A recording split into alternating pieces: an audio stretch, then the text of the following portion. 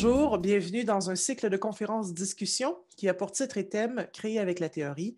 Cette activité est rendue possible grâce au soutien et à l'assistance du Centre de recherche interuniversitaire sur la littérature et la culture québécoise, le CRILC. Je suis Gabrielle Tremblay, professeure en théorie et pratique scénaristique au département d'études littéraires de l'UQAM. Et c'est dans le cadre du cours adaptation cinématographique du certificat en scénarisation que je donne cette session à l'UQAM, en fait que je programme ce cycle de conférences et d'échanges en collaboration avec Benoît Jaudoin. Benoît Jaudoin est un doctorant en histoire de l'art à l'UQAM et à l'École des hautes études en sciences sociales à Paris. Il est membre étudiant du Centre de recherche sur les arts et le langage, le CRAL, EHSS-UQAM. Sa thèse porte sur la mise en forme, ou plutôt les mises en forme de la théorie dans l'art contemporain, à partir de l'art relationnel, de l'installation archive et de la performance. Dans ses travaux, Benoît s'intéresse également aux lectures des artistes, à la présence du langage dans l'art et au rapport entre art et savoir, à la recherche-création et aux pratiques paracuratoriales. Au total, 3 conférences-discussions sont programmées cette session et seront diffusées respectivement à compter du 22 mars, du 29 mars et du 5 avril 2021 via la médiathèque du CRILC. Lors des 2 premières conférences-discussions, Benoît et moi, nous nous sommes entretenus avec la conseillère dramaturgique Julie-Michel Morin et l'artiste visuelle Marie-Samuelle Levasseur. Marie-Samuelle Levasseur, dis-je. Cette semaine, en fait, nous allons échanger maintenant avec l'auteur Nicolas Dawson. C'est volontairement que j'ai choisi de faire intervenir dans mon cours des conférenciers et des conférencières en provenance de différents horizons artistiques, sans lien apparent avec la scénarisation, avec comme souhait de transmettre aux étudiants et aux étudiantes qui suivent mon cours cette session, mais aussi à tous ceux et celles qui visionneraient éventuellement les conférences de discussion qu'on a enregistrées, donc de permettre à tout le monde d'approfondir sa réflexion, sa propre réflexion quant au lien possible entre la théorie et la création, en sachant s'inspirer de ce qui advient dans d'autres disciplines et à partir des exemples qu'incarnent les différentes et différents conférencières, conférenciers, invités dans le cadre de l'activité. Donc, chercher à observer ce qui peut être transféré, voire adapté à sa propre pratique personnelle d'écriture et de création. À présent, quelques mots au sujet de notre interlocuteur du jour à Benoît et moi, Nicolas Dawson. Né au Chili, Nicolas Dawson est chercheur et écrivain et éditeur. Il détient une maîtrise en études littéraires et complète une thèse de doctorat en études et pratiques des arts à l'UQAM sur une approche diasporique de la recherche-création et du récit de soi.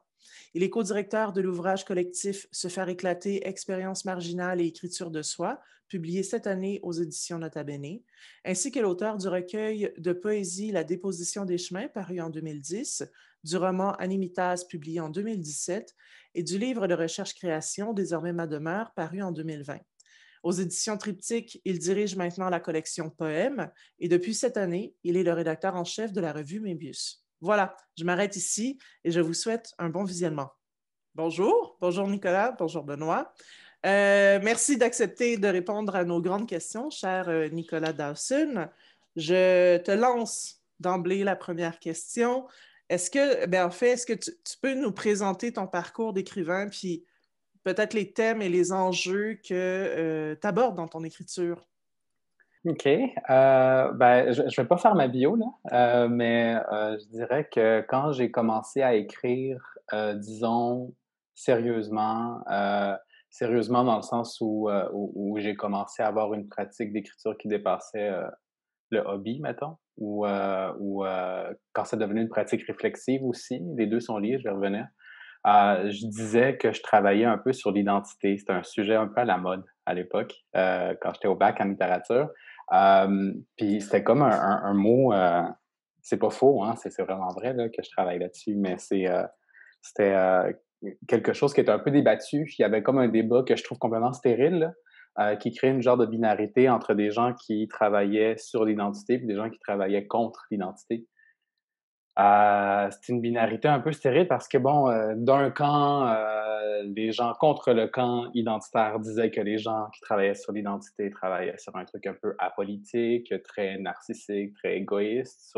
En poésie aussi, beaucoup de gens disaient que c'était une poésie paysagiste qui parle juste de la nature et des paysages et des villes et tout ça. Puis de l'autre côté, ben, les gens qui n'aimaient pas les gens contre l'identité, leur reprochaient de faire une écriture très militante, très engagée, mais dont la militance, disons, se faisait au détriment de qualité esthétique. Bon, c'est deux arguments très dénigrants de chaque bord. Puis moi, je me retrouvais un peu là-dedans à me dire, ben, je travaille vraiment sur l'identité dans le sens où j'écris aux jeux, tu sais. J'écris des affaires d'autofiction, j'écris de la poésie qui porte sur la déambulation, la ville, les lieux, tout ça. Mais tout ça se faisait par une situation, je ne le nommais pas comme ça, là, mais qui était aussi celle d'une personne queer, une personne de couleur, je parlais de migration, etc. Et donc, c'était super politique pour moi. Je dis ça, c'est un peu des évidences, là, mais ma pratique d'écriture, je pense que c'est solidifié à partir du moment, de ce moment-là, là, en tout cas, de ce genre de gros drôle de débat-là à l'école, qui était finalement un débat universitaire, là, où j'ai commencé à réfléchir à ces questions-là, puis surtout aux moyens de déconstruire, disons, ce type de binarité-là, qui exclut plein de monde, dans le fond. Fait que l'effet aussi de cette déconstruction-là, il s'est produit assez vite, je trouve, là, dans mon parcours, même si je l'ai nommé bien plus tard, là. Mais l'effet, je dirais que ça a été de ne pas me cantonner à un genre littéraire, de ne pas me cantonner à une forme d'écriture, à une forme de pensée même. Puis je dirais peut-être même à une seule forme de discipline. J'ai beaucoup cherché d'autres disciplines pour pouvoir exprimer ces choses-là. Fait que bon, je réponds pas vraiment à la question, là, mais en gros, je dirais que ma pratique d'écriture, je l'ai considérée comme une pratique sérieuse, une pratique durable. Quand j'ai commencé à la réfléchir à l'intérieur, disons, de cette écologie-là du milieu, qui finalement est le milieu universitaire aussi. Mhm. Est-ce Non, que tu... Ah, excuse-moi, vas-y, Gabriel. Non, mais tu réponds à la question. Tu réponds à la question. Tu parles de. Tu nommes les éléments qui ont les jalons importants de ton parcours, puis comment ça t'a amené à préciser tes thèmes, puis les enjeux que tu voulais aborder dans ton écriture. Donc, c'est tout à fait éclairant. Benoît, tu voulais dire? Ouais, je voulais te demander, est-ce que tu dirais que tu as, disons, développé ton écriture puis tu l'as problématisé quand tu à partir de l'absence de sentiment d'appartenance que tu avais envers l'une ou l'autre des catégories que tu as nommées? C'est peut-être pas l'absence d'appartenance plus que le fait d'appartenir aux deux. C'est-à-dire que, ouais, je rejetais pas, là. J'étais pas en train de me dire: «Ah non, c'est pas moi ça. Ah non, c'est pas moi ça». Plus que j'étais comme: «Mais on fait la même affaire, guys». Tu sais? Je me disais ça un peu. On est en train de faire un peu la même affaire. C'est juste que là, on sépare les trucs pour créer des guerres de clans et ces guerres de clans-là nous enferment dans quelque chose qui nous empêche, d'abord de se parler, mais aussi de rendre compte de pratiques créatives qui sont, aux intersections des expériences, mettons. Je nommais vraiment pas ça comme ça à l'époque, là, mais moi, je l'ai ressenti, disons, un peu de même. Fait que c'était pas tant parce que je ne me reconnaissais pas, plus que je me reconnaissais un petit peu partout et ça fait en sorte que je faisais partie, quand j'étais au bac, d'équipes, disons, dans des revues ou dans des cours, dans des ateliers de création, autant d'équipes très lyriques que d'équipes extrêmement militantes. Et je pense que tout le long de ma vie, ça a été ça. Là, encore aujourd'hui, là, je travaille encore auprès de poètes très lyriques et auprès de personnes qui ont un projet d'engagement politique. Là. Je me rendais compte que non, c'est mieux qu'on se parle. Tu sais. Fait que c'était vraiment un peu au confluent des deux plutôt que par rejet, par sentiment de rejet.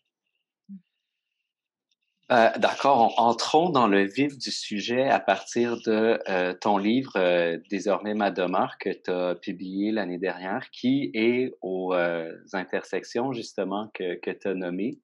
Dans ce livre-là, on pourrait dire, pour reprendre ton expression, que les genres se parlent. Dans le sens où, effectivement, dans ton livre, tu convoques différents genres littéraires, tu joues avec eux, ils se retrouvent, ils se rencontrent dans ton livre. J'aimerais qu'on parle de ce livre-là à partir du sujet qui nous rassemble, c'est-à-dire la question de la création avec la théorie ou la présence de la théorie dans l'écriture. Est-ce que, parce que dans ce livre, pour ceux et celles qui ne l'ont pas lu, il y a quand même des références explicites à des théoriciens. Tu cites vraiment, euh, tu choisis des extraits, tu les nommes, tu t'inscris vraiment dans une sorte de filiation théorique de façon manifeste dans ton écriture. Est-ce que tu peux nous parler donc de ce livre-là en précisant un peu la relation que tu as établie entre théorie et fiction? Euh, la question est bonne parce qu'il s'agit vraiment de relations. Je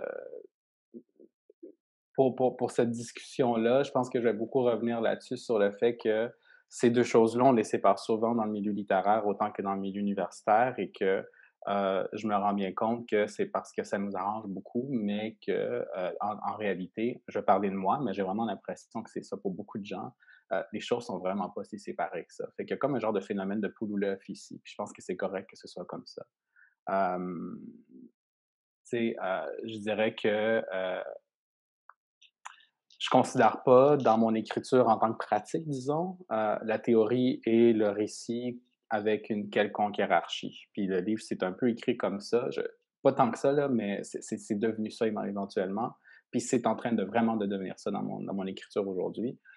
Des fois, la théorie vient avant le récit, des fois le récit vient avant la théorie, puis tout ça, c'est un peu une anecdote, c'est pas si intéressant que ça, parce qu'en fait, les choses se croisent très, très, très rapidement dans mon écriture puis dans ma pratique. Puis c'est un peu comme quand on fait un mémoire puis une thèse. Je trouve qu'il y a quelque chose qui nous impose vraiment on fait un an de cours et de recherche, puis là, après ça, on fait qui culmine vers un dépôt de sujet ou culmine vers un examen doctoral. Puis une fois qu'on a passé ça, on est supposé d'être prêt et prête à à rédiger, puis voilà, c'est terminé. On peut se lancer dans l'écriture comme si tout le travail qui était fait en amont était terminé. Alors qu'en réalité, quand on est en scolarité puis qu'on est en période de recherche, on écrit beaucoup. On écrit des travaux, on écrit des communications, on écrit des articles qui se taillent souvent une place dans nos mémoires ou thèses. Et à l'inverse, lorsqu'on écrit une thèse puis un mémoire, qu'on est en rédaction, euh, on continue de lire sans arrêt, on continue de faire de la recherche sans arrêt, puis ça continue à circuler. Euh, et donc, j'ai l'impression qu'on a structuré des choses avec ce fantasme-là de bien séparer, mais je le vois très bien que c'est pas comme ça que ça se passe, c'est dans mon écriture elle-même. Et c'est peut-être pour ça que dans mes études universitaires, je suis dans une pratique, dans une approche de recherche-création. Euh, mais pour moi, ça ne se passe pas du tout de façon aussi séparée. Même si je mords à l'hameçon à chaque fois. Chaque fois que je commence un projet d'écriture, euh, j'ai un peu l'instinct de le caser tout de suite dans un genre et parfois dans une discipline pour très, très rapidement déconstruire ce genre et cette discipline-là en dépassant ce cadre-là, pas comme une façon pour subvertir quoi que ce soit, mais simplement pour me défaire de cette angoisse-là que ça peut créer. Euh, avec des hommes à demeure, c'est arrivé. Je ne vais pas raconter l'histoire au complet, mais dans des hommes à demeure, j'ai commencé à écrire ce projet-là comme un recueil de poésie et très rapidement, pour toutes sortes de raisons, j'ai senti le besoin d'aller vers l'essai. Et pour ce faire, j'ai arrêté d'écrire et j'ai lu pendant un an. J'ai fait de la recherche pendant un an sur les aspects affectifs de l'écriture et j'ai cherché en fait des ouvrages d'écrivains et d'écrivaines qui parlent de leur dépression et qui la théorise avec des essais littéraires. Puis c'est en faisant ça que j'ai commencé à écrire sur la lecture de ce type de texte-là, ce que ça fait dans l'expérience de création, Puis après ça, j'ai commencé à écrire des, euh, des, euh, des genres de récits, des micro-récits, des genres d'autofiction. Et donc, ça s'est toujours fait de cette façon-là. Parce que très rapidement, je trouvais qu'il fallait chercher une genre d'horizontalité. Puis en fait, moi, ce qui m'intéresse dans ça, c'est pas tant comment est-ce que chaque discipline et chaque genre littéraire, et donc chaque partie qui est théorique et chaque partie qui est récit, et même l'expérience de lecture et l'expérience d'écriture, je ne cherche pas à savoir comment elles sont circonscrites en elles-mêmes dans leur discipline, dans leur genre, dans leur ontologie, disons, plutôt que de voir c'est quoi la relation entre elles et eux. Et quand je parle de la relation, c'est aussi essayer de voir quelle forme elle donne, à quelle forme elle donne lieu. Euh, C'est-à-dire, tu sais, les formes d'écriture, les formes de pensée, les postures, même physiques, là, dans lesquelles ça nous met, les endroits où ça nous amène, les espaces que ça peut créer. Euh, c'est ça, tu sais, dans Désormais ma demeure, je sais pas si j'ai réussi vraiment, je pense pas, là, mais c'est pas un échec, là, c'est bien correct, mais j'aurais vraiment beaucoup aimé qu'on on s'attarde beaucoup aux zones de blanc, disons, entre les fragments, entre les disciplines, entre les genres, entre les photos et les poèmes, etc., autant que à ces espaces de bruit, finalement, où il y a des mots, il y a des images, etc. C'est un livre très séparé, là. Fait que je vise quelque chose de plus... euh, où la relation entre les disciplines, les genres et les formes sont plus, ou en tout cas aussi présentes que chacune des disciplines, genres et formes qui se présentent. Le... Est-ce que dans cette manière dont l'écriture, la lecture se parlent et se répondent autant que les différents éléments qui composent ta pratique, c'est une question, je pense, que tu vas sûrement déconstruire aussi, mais je te la pose telle quelle pour qu'on parte de ça pour voir pour la suite. Mais est-ce que le récit, l'essai, la poésie peut produire de la théorie pour toi? Est-ce que ça peut passer par l'écriture de fiction, la production de théorie? Euh, Ben, c'est ça. Comme tu dis, je risque de la déconstruire. C'est difficile de répondre pour moi sans, parce que je vois pas les choses comme ça. Mais en fait, tu sais, en réalité, c'est comme j'ai dit, oui, je le fais parce que le milieu le fait, parce que l'université le fait, parce qu'on est constamment un peu ramené à ces catégories. Puis je suis pas en train d'avoir un discours anti-catégorie, c'est vraiment pas ça. Je les accepte bien, ces catégories-là. Et la preuve, c'est que je me dis souvent, je vais écrire un recueil de poésie ou je vais écrire un roman, whatever. Euh, c'est très rassurant d'avoir ça et en fait, ça donne un ancrage à partir duquel travailler. Si on travaille contre ou avec, c'est pas si important. En fait, ça donne un ancrage. Mmh. Euh, puis comme j'ai dit, quand je suis à la genèse d'un projet, je pars toujours avec quelque chose de très, très cadré, mais euh, quand je dirais que très rapidement, je trouve que le projet auquel je pense va toujours être trop cadré ou trop dans quelque chose qui est comme un genre littéraire. Et puis, ça m'angoisse un peu parce que j'ai l'impression que cette angoisse-là, comment dire, elle vient de l'injonction à avoir à répondre, disons, de façon exhaustive aux attentes d'un genre ou d'une forme qui est à ce point cadré. C'est Mmh. comme lourd, tu sais. Donc, j'essaie un peu de décadrer l'affaire en faisant intervenir d'autres formes, évidemment, ou d'autres genres, mais je pense que je pense que c'est moins anecdotique que ça, je trouve ça plus rassurant de penser les choses ensemble, bref. Fait que pour répondre à la question, je crois que le récit peut donner lieu à de la pensée. C'est pour ça que j'apprécie particulièrement la liberté que permet l'essai littéraire. Mmh. Euh, au risque de paraphraser Adorno un peu bêtement, là, ou tout croche, là, l'essai littéraire, je le pense comme une forme, dans le sens où c'est toujours, à chaque essai, une proposition de forme, au pluriel, là, de formes d'expression qui sont aussi des formes de pensée. Euh, donc, je vais m'amuser un peu avec le mot forme. Tu sais, l'essai littéraire, c'est une forme qui performe la pensée parce qu'elle se produit en même temps qu'elle se construit. Donc, j'aime particulièrement les récits qui se comportent comme des essais littéraires. Euh, euh, qui aussi des écrits fictionnels, aussi voir des recueils de poésie. Genre, par exemple, ça me vient en tête comme ça, là, mais Billy Ray Belcourt a écrit plusieurs recueils de poésie, dont Indian Coping Mechanisms, qui est un recueil de poésie dans lequel il fait pas juste intervenir l'essai, c'est-à-dire qu'il est écrit comme un essai. Avec les stratégies de la poésie. Et donc, j'aime ça, des essais littéraires qui font un peu la même chose, mais à l'inverse, c'est-à-dire qui proposent autant une pensée, donc une théorie, que des formes de pensée, ER, là, à l'infinitif. Euh, je parle de l'essai littéraire parce que je trouve que l'essai littéraire a des potentiels vraiment multiples, particulièrement les essais, disons, qui s'inscrivent dans les cultural studies, mais aussi les essais plus contemporains québécois, genre les essais de Régine Robin, de Nicole Brossard, de Gabriel Gerson-Duluth, plus récemment de Catherine Lemens. On dit que ce sont des essais qui sont très proches du récit ou de la poésie. Moi, je trouve pas qu'ils sont proches c'est-à-dire qu'ils font littéralement usage des stratégies de la fiction et de la poésie pour donner une forme à une pensée qui serait, à mon avis, autrement, disons, désincarnée et qui perdrait toute sa performativité finalement si c'était si ça se produisait sous une forme, disons, moins située ou moins littéraire, genre.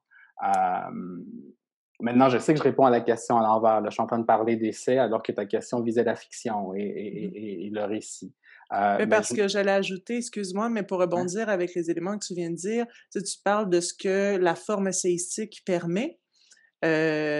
Pour aller c'est vers là que tu allais, mais retourner un peu vers la question de la fiction, j'aurais envie de t'entendre aussi en lien avec, par exemple, l'idée qu'on peut se faire d'une forme romanesque. Est-ce que, il y a de la production d'idées, de pensées qui peut se faire à travers cette forme-là? Ou si la forme romanesque, pour toi, ne permet pas quelque chose que la forme essayistique permet? Moi, je pense qu'elle le permet, la forme romanesque, mais je veux dire, on peut facilement, même ça m'intéresse pas tant que ça, mais on peut facilement aller chercher des auteurs et des autrices de romans qui écrivent des romans dans lesquels se trouvent des bouts d'essai. Mettons, Milan Kundera, c'est l'exemple le plus classique qu'on sort. Il va dans Les sous de la légèreté de l'être, tout d'un coup, avoir un 20 pages sur le kitsch. Puis là, c'est vraiment d'essai. Sans qu'on appelle ça un genre hybride. C'est parce que ça respecte quand même certains codes classiques du roman. Euh, Après, il va y avoir des auteurs et des autrices comme Édouard Louis, par exemple, qui vont écrire des romans euh, que certains vont prendre comme des autofictions, même si c'est pas tout à fait ça, surtout Qui a tué mon père, là, qui se place ailleurs, mais on écrit roman en dessous, et quand on le lit, on se dit, ben, c'est un essai, cette affaire-là, tu sais. Et donc là, ça se passe autant dans l'écriture que dans le paratexte, que aussi dans la réception. Euh, Fait que oui, c'est possible, mais je pense qu'il y a toujours un jeu. Je vais y revenir tantôt, mais je pense que c'est aussi une forme de lecture. Je pense que c'est une façon de lire des romans. Et là, je pense que c'est possible de lire des romans qui d'emblée ne présentent pas ce genre d'hybridité-là ou qui ne présentent pas de la théorie ou de l'essai à l'intérieur du roman aussi clairement que ça. Je pense qu'on peut lire des romans, disons, plus traditionnels ou en tout cas qui sont plus admis comme romans et de les lire comme si c'était des essais ou comme si c'était de la théorie. Ça, je pense que c'est possible et à l'inverse, on peut lire de la théorie comme on lit des romans, à mon avis. Et puis ça, c'est quelque chose que je propose dans la vie. Je pense que c'est important d'arriver à déplacer notre façon de lire.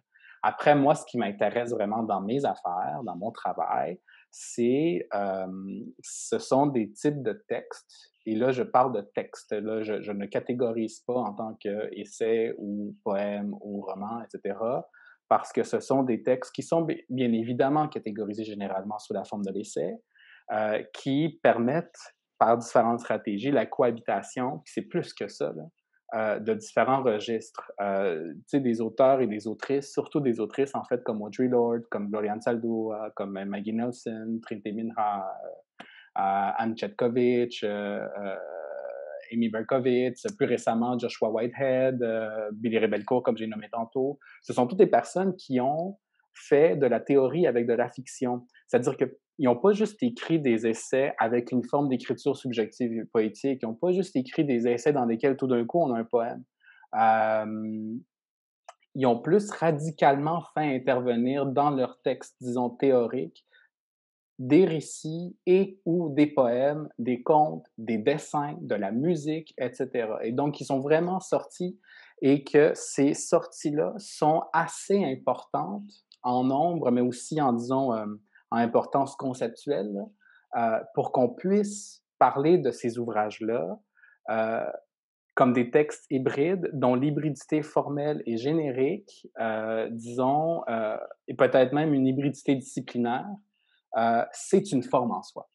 Ce sont des formes qui permettent de soutenir des pensées qui ne pourraient pas être soutenues avec une forme, disons, moins éclatée.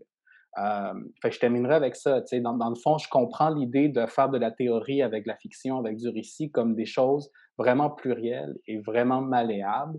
Je considère pas le récit et la théorie comme des choses monolithiques. Je pense que c'est ça la clé pour mes trucs, comme des choses univoques, comme je crois que la théorie et le récit, c'est comme sont faits d'un certain nombre d'aspects formels, d'une histoire aussi, d'épistémologie, de toutes sortes d'héritages, de stratégies qui peuvent, à mon avis, être délogés de leur socle, qui peuvent être décadrés, avec lesquels, une fois que c'est décadré, mais on peut jouer avec tous leurs éléments.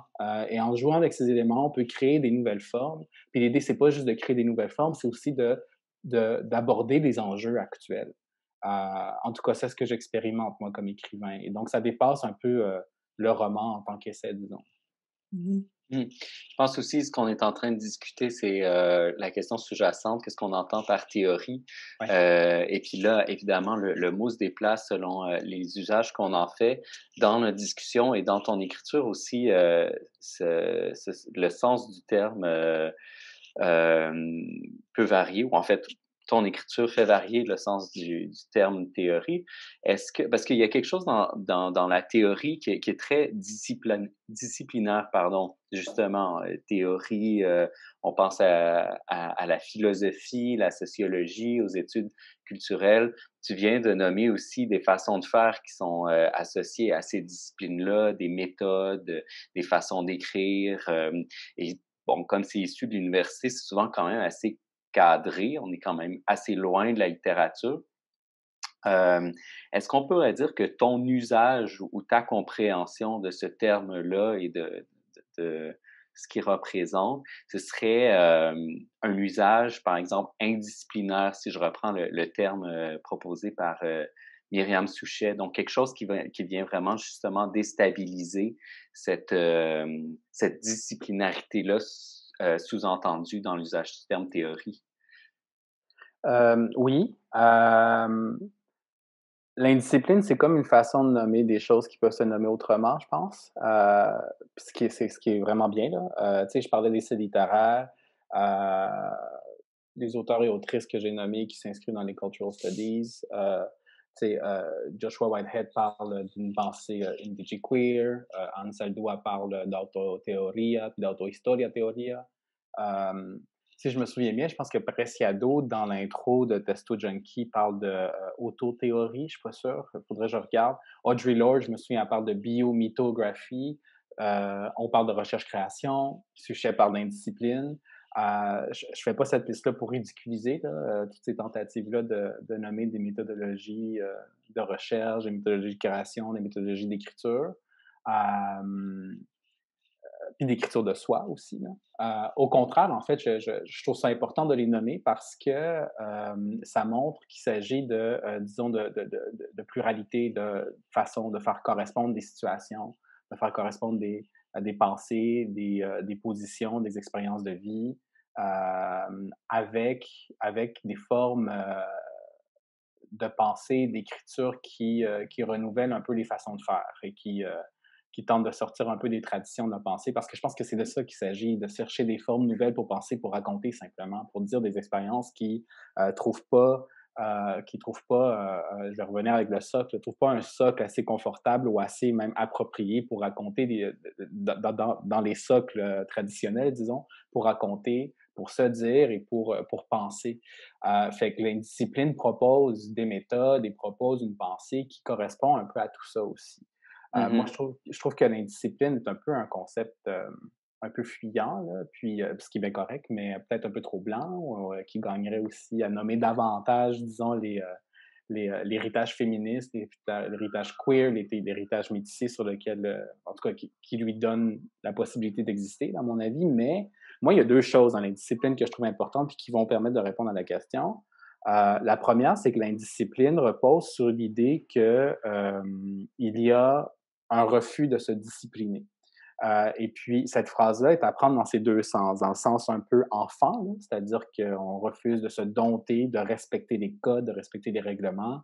Euh, il y a comme quelque chose d'une genre une certaine immaturité qui est assumée, là, qui est célébrée, qui est un peu la seule qui permet un genre comme si c'était un genre de retour au désordre, disons, de l'adolescence ou de l'enfance, pour que, comme la seule manière de faire advenir des enjeux, des pratiques originales qui n'adviennent pas lorsqu'on a les méthodes de recherche et de création plus traditionnelles.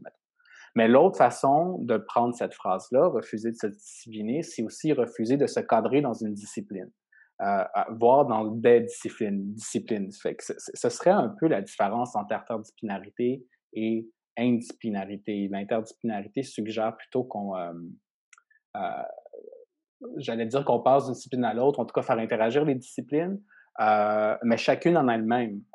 Comme si, pas nécessairement, mais comme si on était des spécialistes de chacune de ces disciplines-là, ou en tout cas, en les faisant cohabiter ou en passant d'une discipline à l'autre, en les faisant interagir, on n'est pas nécessairement en train d'avoir cet objectif de déconstruire ou de défier ces disciplines-là. Elles demeurent, ces disciplines-là. Alors que l'indiscipline, elle, c'est comme si on refusait de considérer les disciplines en tant que disciplines. C'est comme si l'indiscipline tentait de défier les disciplines en les déconstruisant, en proposant, disons, toutes sortes de méthodes pour faire en sorte que, genre, le dessin puisse plus être considéré uniquement et ontologiquement comme un dessin, par exemple. L'écriture comme l'écriture, etc. Donc, c'est ce refus-là qui m'intéresse. Dans l'idée de faire usage de la théorie de façon indisciplinaire, je trouve ça intéressant parce qu'il s'agit comme de considérer la théorie hors de son, à l'extérieur de son cadre théorique, mettons. Ça veut dire de se défaire de l'injonction dont je parlais tantôt avec les gens littéraires, mais aussi avec la théorie, ce genre par exemple, d'injonction à l'exhaustivité qui peut parfois accompagner le fait d'aller convoquer telle théorie, tel théoricien, théoricienne, tel concept. Un exemple que je pense que Gabriel va trouver amusant, de se sentir obligé de convoquer Ricoeur parce qu'on travaille sur la mémoire. Et alors que si on travaille sur la mémoire des luttes décoloniales, ben ça peut être un peu colonial, en fait, d'aller obligatoirement convoquer Ricoeur, parce qu'il y a ce genre d'injonction qui viennent avec l'idée de la théorie, de convoquer des théories, des concepts, etc. Donc, on considère un peu les ouvrages théoriques, les concepts, comme des outils, finalement, des objets dans notre atelier, au même titre que les livres qu'on lit, qu'on aime, qui nous habitent, les chansons qu'on aime, les gens qu'on connaît, les gens qui font partie de nos réseaux artistiques, les expériences, etc. Donc, ça, c'est un peu un usage indisciplinaire de la théorie qui ressemble à ce que Myriam Suchet suggère. J'utilise ce terme-là, puis moi aussi, je ne sais pas si c'est pertinent pour qualifier la conversation qu'on est en train d'avoir, parce que malgré le fait justement qu'il y a une volonté d'être indisciplinaire, j'ai l'impression qu'on est quand même tourné vers les disciplines, encore une fois, cette question-là de la discipline, et même dans le sens plus large, vers l'université. Puis ça, c'est un peu un problème qu'on essaie de réfléchir dans le cycle, c'est que on se demande en fait si de créer avec la théorie, c'est pas de se soumettre dans un certain jusqu'à un certain point aux impératifs de l'université et l'autonomie, par exemple, la recherche-création. Est-ce que la recherche-création qualifie ta démarche d'écriture? Et si c'est le cas, est-ce que pour toi, c'est comme une façon de mettre l'université dans ta boîte à outils, comme tu le dis? Est-ce que c'est comme ça que tu envisages ton rapport à l'université? Je pose la question parce que, comme tu le sais certainement, il y a à la fois un enthousiasme à l'égard de la possibilité de faire rencontrer le monde universitaire et la littérature dans des formes hybrides, mais en même temps, il y a une sorte de méfiance.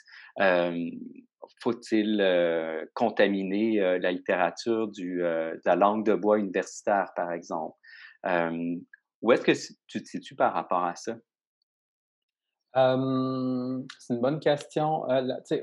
J'ai envie de répondre plein de choses en même temps. La recherche-création, c'est beaucoup de choses. Il n'y a pas une façon de faire de la recherche-création. La recherche-création est encore en train de se définir, particulièrement en littérature, qui est une discipline, disons, avec ses injonctions, avec ses règlements, avec ses héritages coloniaux, avec beaucoup de règles qui sont, je pense, encore difficiles à déloger. Voilà. Fait que la recherche-création, il y a beaucoup de façons d'en faire. Il y a des façons très néolibérales d'en faire. Il y a des façons très de gauche d'en faire, très anticapitalistes de le faire. Je veux dire, ça rentre dans tout un range d'affaires. À ta question, je reviendrai à l'indiscipline peut-être, parce que je pense pas que l'indiscipline est une clé à ce point-là pour régler un peu cette aporie-là là, qu'il y a dans vos cycles, disons. Mais il y a une autre affaire, moi, qui m'intéresse. OK, je réfléchis un petit peu tout haut, là, mais je ne sais pas si ça va servir à répondre à ta question, mais il y a une autre affaire que je trouve intéressante dans l'idée de la discipline, puis c'est un peu en lien avec ce que je viens de dire sur le refus de se discipliner. C'est comme une cause, pas une cause, une conséquence de ça. C'est l'idée que, donc, si on refuse de discipliner, on est quand même bien pris avec des objets qui appartiennent à leur catégorie, puis qui appartiennent à leur genre et à leur discipline. Je veux dire, on peut toujours se dire, ah, c'est une théorie, mais non, je regarde ça pas comme une théorie. Ça reste des théories avec toute leur histoire et avec tout un rapport.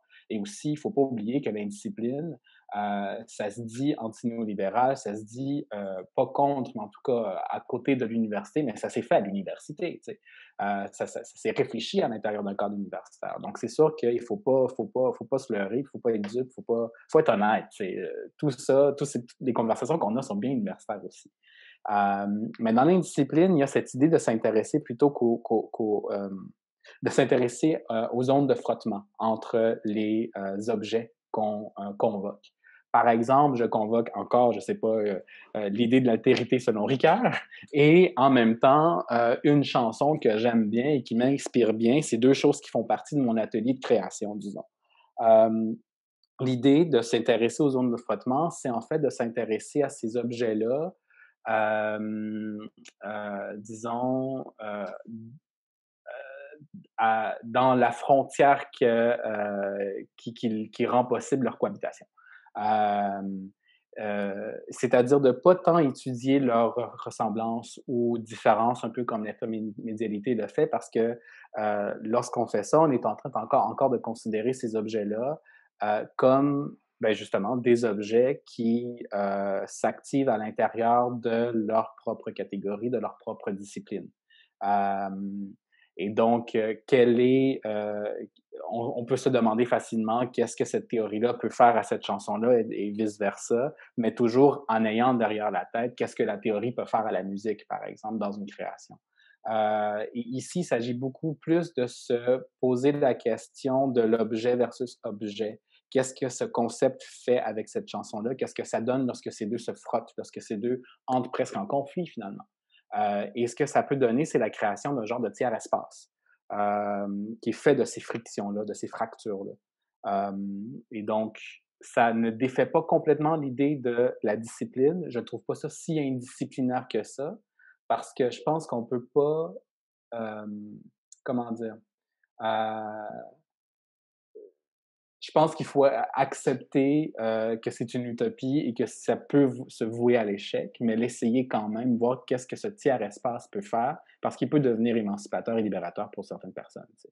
Fait que moi, je le verrais un peu comme ça, mais tout en ayant conscience que ce sont des vœux qui n'arriveront peut-être pas à leur objectif très utopique de sortir complètement de la discipline. Et je pense pas que c'est pas une mauvaise. Je pense que c'est pas une mauvaise chose de ne pas sortir des disciplines, de garder ces disciplines-là, mais de vivre l'expérience d'en sortir est une chose vraiment importante qu'on fait peu à l'université.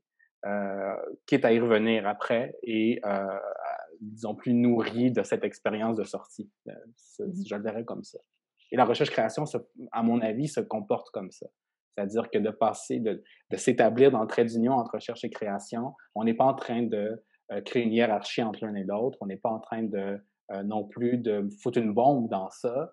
On est en train de faire l'expérience du passage d'un à l'autre pour voir ce que ça donne à l'un et à l'autre et à ce tiers-espace qui est l'objet qu'on va créer. J'ai l'impression qu'on est en train de parler d'éclatement, justement. Gabriel et moi, on voulait absolument parler de cet ouvrage-là qui vient de paraître, que tu as co-dirigé avec Pierre-Luc Landry et Karianne Trudeau-Noyer, qui s'appelle « Se faire éclater », éclater et E, qui porte sur les récits de soi. Je sais que dans cet ouvrage-là, tu exprimes tes réserves face à cette image-là de l'éclatement, que que tu t'en sers tout en étant un peu méfiant par rapport à elle. Puis je pense que c'est un peu ce que tu viens de formuler avec d'autres mots, avec cette logique d'assemblage ou enfin d'agencement. Mais j'aimerais ça qu'on parle de cet ouvrage-là plus spécifiquement parce que, en fait, en parcourant l'ouvrage, ce qui est intéressant, c'est que justement, la théorie, c'est très clair d'un texte à l'autre que c'est pas seulement ce qui nourrit la recherche d'un personnage, par exemple, d'un profil psychologique, ou alors c'est pas nécessairement aussi ce qui permet de mieux comprendre un contexte socio-historique dans une logique classique d'écriture fictionnelle, mais que la théorie, ça permet aussi d'inventer des nouvelles formes d'écriture, finalement. Comme tu le disais plus tôt, j'aimais bien l'image qui est convoquée par Karine Rousseau dans votre correspondance d'une sorte d'écriture qui serait comme, où la théorie serait comme assise entre deux chaises. Ou alors la tienne que tu empruntes à Gloria Anseldoua d'un pont entre ton écriture et la théorie. Peux-tu nous parler de ce projet-là, puis de la place qu'a pris des réflexions théoriques dans les différents textes qui le composent? Ouais, dans Sphère éclatée, notre idée, en fait, c'était de réfléchir aux relations entre éclatement identitaire et politique et éclatement formel, générique et disciplinaire. Puis, en fait, l'éclatement est un peu la figure qui explique euh, une autre relation de la théorie et de la création. Tu le dis, on parle d'éclatement, en fait, exactement. Moi, je pense que c'est la figure, à mon avis. Ben, c'est une des figures, en tout cas. Sauf que l'éclatement, ici, quand on parle d'éclatement, on ne sépare pas la forme du politique. Euh, on croit au contraire que pour des personnes marginalisées, parce que c'est de ça que parle le livre, on parle de personnes marginalisées avec des expériences de marginalisation, d'exclusion, etc. On pense que pour des personnes marginalisées, les formes éclatées, évidemment, ne se limitent pas à une esthétique désincarnée, finalement. Elles sont, comme j'ai dit un peu tantôt, l'unique forme qui permet unique forme qui est plurielle, par exemple, qui permet de nommer des expériences de marginalisation, de se réparer, de se réinventer aussi, tout en maintenant l'instabilité et tout ce qui est de pluriel dans le fait d'identité. Ça, c'est une chose. Ouais. Oui. Donc, vous dites les identités des personnes marginalisées sont de fait dans l'éclatement et donc la forme pour dire cette identité doit être elle aussi éclatée. C'est un peu ça le projet. C'est un peu ça le projet. Ça, c'est une chose. Une autre chose, et là, qu'on parle d'éclater, en tout cas, ça, c'est mon point de vue, là, c'est la réserve dont je parle dans le texte avec Karine Rousseau. Quand on parle d'éclatement, comme j'ai dit tantôt, on ne parle pas de foutre des bombes partout. On ne parle pas de foutre des bombes dans les traditions universitaires et d'être de façon complètement révoltée contre ça. C'est bon d'avoir des nuances et des bémols, là, mais on ne fait pas éclater l'université. On n'est pas en train de proposer un éclatement complet une destruction et un effacement des méthodologies traditionnelles dominantes. On ne propose pas nécessairement un peu la même chose, destruction, effacement des formes attendues d'écriture savante non plus. L'éclatement, c'est en fait le fait de faire avec ce qu'on a connu, ce qui nous a formés, donc aussi ces méthodologies savantes-là. Ces lectures hégémoniques, Ricoeur, ces épistémologies européennes, américano-centrées. C'est pas un refus en bloc de tout ça. Au contraire, c'est de faire avec tout ça, toute cette éducation qui est aussi un conditionnement et le considérer aussi comme un conditionnement. De pouvoir s'en distancer un peu pour pouvoir considérer ce qui a été enterré par ces traditions-là, ce qui a donné de l'ombre à ces traditions-là et ces hégémonies-là, c'est-à-dire ce qui a été enterré, les langues, les ouvrages, les cultures, les héritages, les métissages, les expériences de vie, les expériences d'exclusion, de marginalisation, etc. Fait que l'éclatement, c'est de faire avec ce qui, traditionnellement, se contredit, en fait, pour créer autre chose. Tantôt, je parlais d'un tiers espace, là, l'idée du tiers-espace s'inscrit un peu dans les études postcoloniales. Homi Bhabha a beaucoup parlé de ça. Mais c'est-à-dire créer quelque chose comme un texte, une pensée, une langue dans le sens des types de discours, là, qui peuvent pas faire autrement que d'être éclatés parce qu'elles composent avec tout ce qui nous constitue. C'est-à-dire ces choses qui ont été enterrées, qu'on essaie de déterrer, mais aussi ces choses qui nous ont conditionnés. Ces héritages-là, ces savoirs-là qui nous ont modelés, qui nous ont donné une langue de bois, qui parfois a supplanté une langue qui est celle de la maison ou celle des maisons ou celle de la famille, celle de l'affect, etc. Tout ce qu'on a réussi à parfaire ou à reproduire, mais aussi tout ce qui est un peu sombré dans l'oubli et qu'on essaie de retrouver. Fait que pour revenir au sujet de la conversation, se faire éclater par le biais des écritures de soi, là, c'est un ouvrage qui propose il propose une forme, qui est une forme plurielle, qui illustre, disons, la relation entre théorie et création, qui est celle de l'éclatement. Après, je voulais ajouter un truc, quand on parle de création, en fait, vous n'avez pas utilisé le mot création, vous avez utilisé le mot écriture, puis c'est bien que ce soit celui-là qui soit utilisé. Non, non, on l'utilise. Oui, OK. En fait, les deux, tu sais, et là, tantôt, je parlais de se faire éclater, on parle de pratique d'écriture, mais on parle aussi de pratique de comment considérer chacune des choses. Mais moi, je considère que écrire de la théorie, c'est-à-dire, non, écrire ce qu'on appelle de la création, c'est-à-dire des ouvrages de fiction, des romans, des poèmes, etc. Des scénarios. Des scénarios, c'est vrai. Créer dans l'ordre de la fiction, se fait, tu sais, les profs disent tout le temps ça, il faut lire pour écrire, là. Ouais, fait qu'on lit de la fiction aussi pour s'inspirer, pour connaître différents types de langage, des différentes expérimentations formelles, etc. Mais je pense que de lire de la théorie et d'écrire de la théorie, donc lire la théorie et théoriser, fait aussi partie du grand spectre de la création et de l'écriture. Moi, je le considère vraiment comme ça et ça fait que c'est beaucoup moins lourd que de dire oh mon Dieu, qu'est-ce que je suis en train de faire? Je suis en train de m'influencer d'une pensée trop savante qui va supplanter et écraser ma création. Tout ça fait partie du spectre de l'écriture et de la création. Quand on écrit des essais, quand on théorise, on écrit. Puis on joue avec le langage aussi. Ce sont des choses qu'on peut, ce jeu avec le langage et tout ça, on peut attirer plus notre attention à ces questions-là aussi, avec des textes théoriques. Il y a d'autres choses qui se passent, finalement. Fait que ça fait partie de cet éclatement dont je parle. Je vais utiliser une image un peu peut-être alambiquée, mais tu sais, ça crée quelque chose comme une grosse bulle, tu sais, quand ça explose, quand ça éclate, une grosse bulle de flou et de fumée, une genre de bulle un peu circonscrite dont les contours sont pas super clairs. Ben, à l'intérieur de cette bulle-là, qui est issue d'éclatement, se trouve et la fiction, et la poésie, et les romans, et les théories, et les concepts, et des textes théoriques qu'on lit, qu'on écrit, etc. Moi, je le vois un peu plus comme un tout comme ça, qui vient d'un certain éclatement des certitudes qu'on s'est imposées tout au long de l'université. Tout à fait.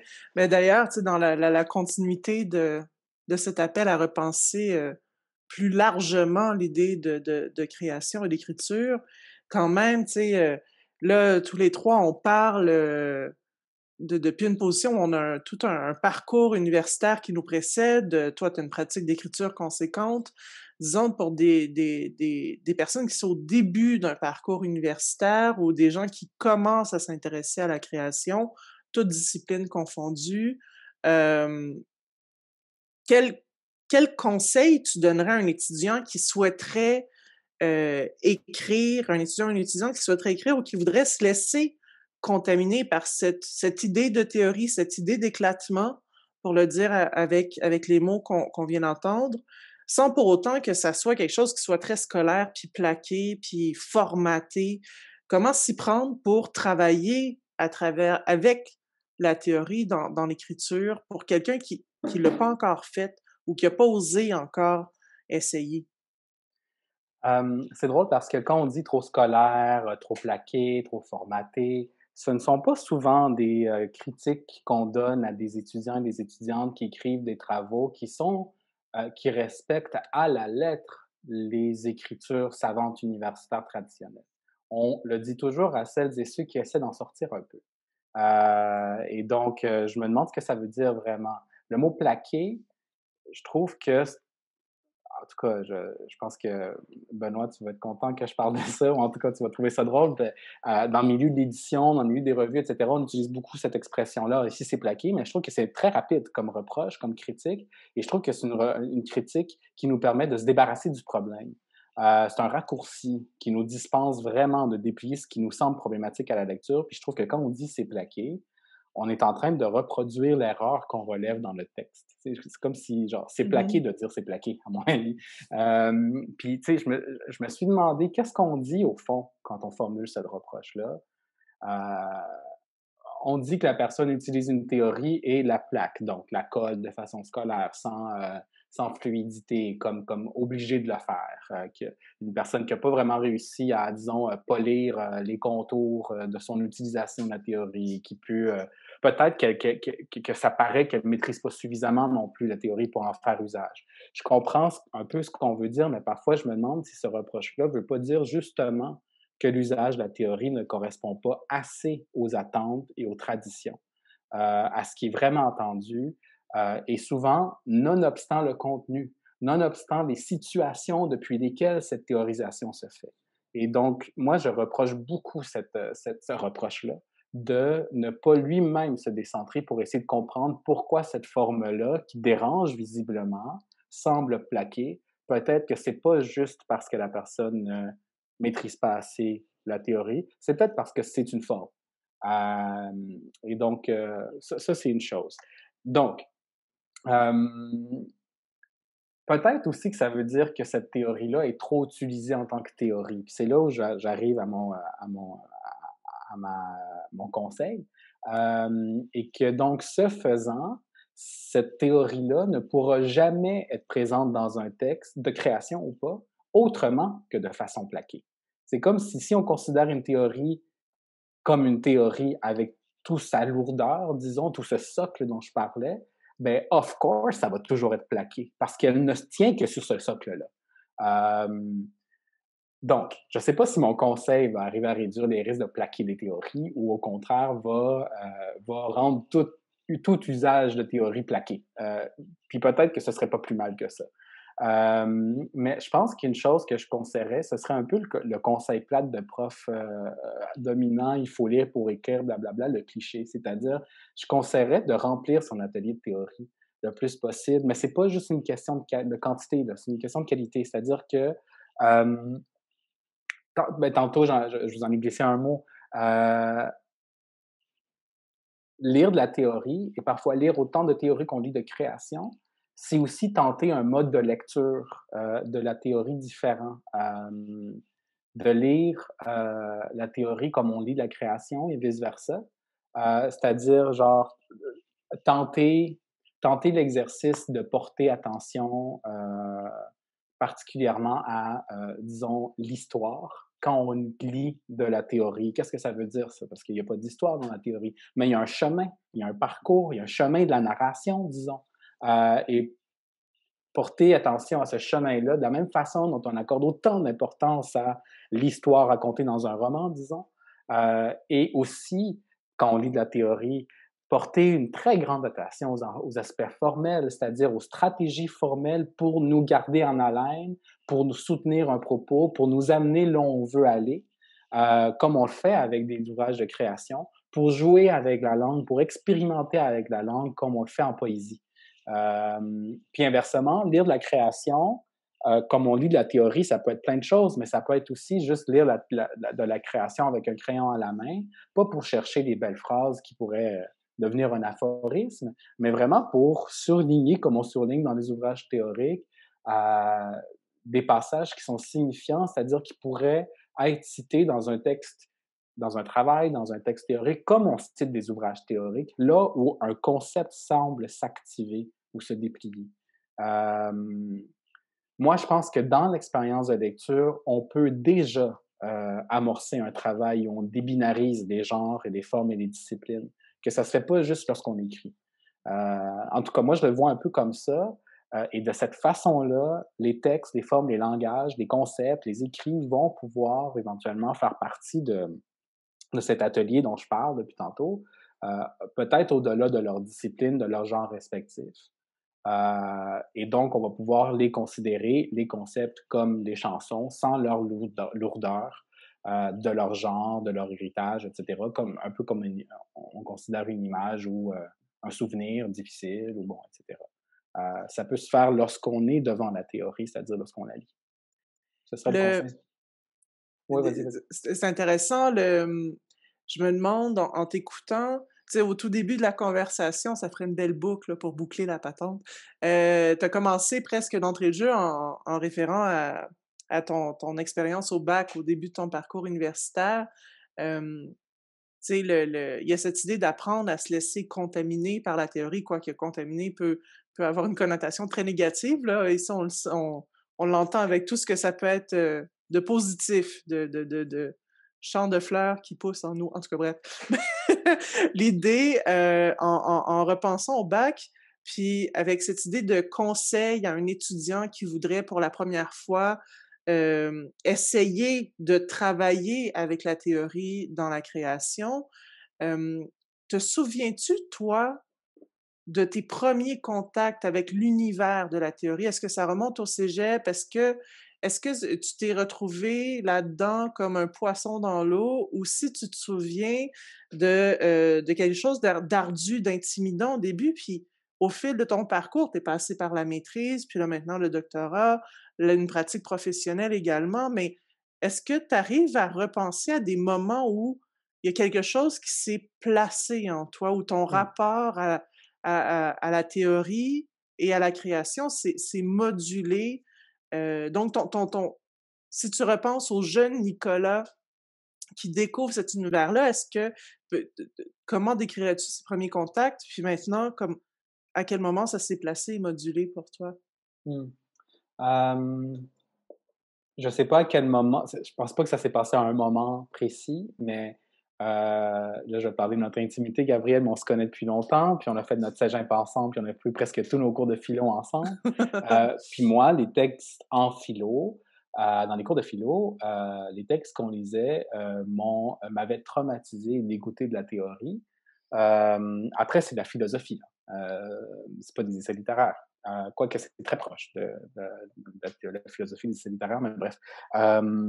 J'étais traumatisé par ces textes-là parce que je pensais que je lisais beaucoup et que j'aimais lire et que j'aimais comprendre ce que je lis. Et là, je me rendais compte pour la première fois que c'était possible de ne rien piger, même si je comprends chacun des mots.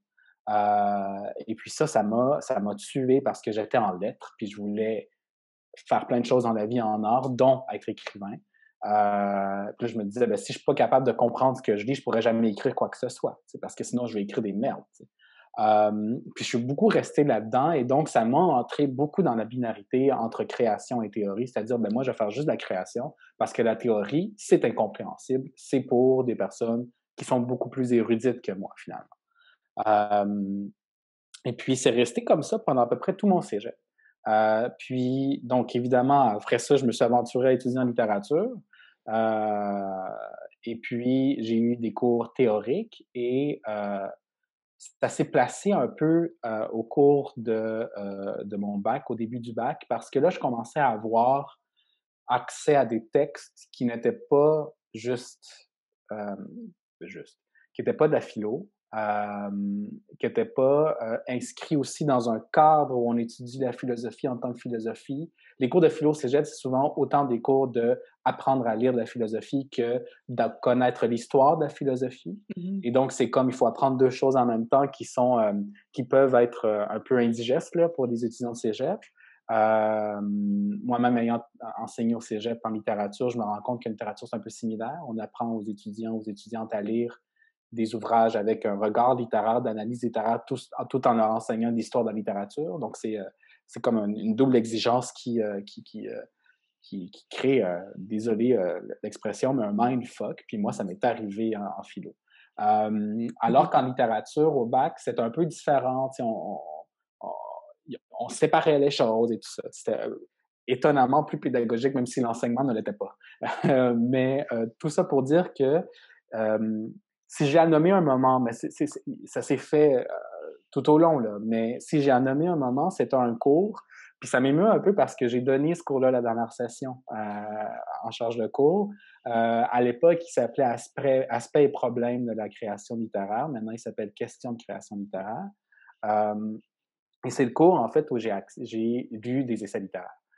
Pour la première fois à l'université, parce que sinon on lisait des textes sur la psychanalyse, des textes sociologiques, des textes de linguistique, des textes sur de signaux, etc.